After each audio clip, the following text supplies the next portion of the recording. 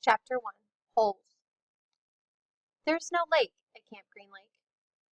There once was a very large lake here, the largest lake in Texas. That was over 100 years ago. Now it is just a dry, flat wasteland. There used to be a town of Green Lake as well. The town shriveled and dried up along with the lake and the people who lived there. During the summer, the daytime temperature hovers around 95 degrees in the shade, if you can find any shade. There's not much shade in a big dry lake.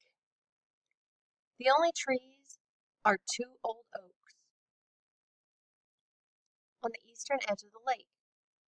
A hammock is stretched between the 2 trees, and a log cabin stands behind that.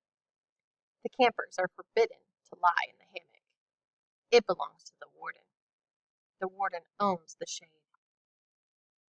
Out on the lake, rattlesnakes and scorpions find shade under rocks and in the holes dug by the campers.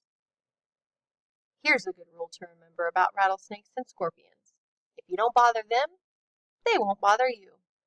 Usually. Being bitten by a scorpion, or even a rattlesnake, is not the worst thing that can happen to you. You won't die, usually. Sometimes a camper will try to be bitten by a scorpion or even a small rattlesnake.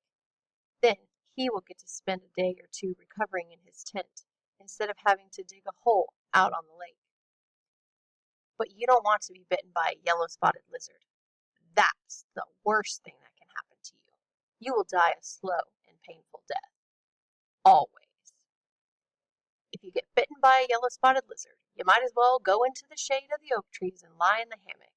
There's nothing anyone can do to you anymore.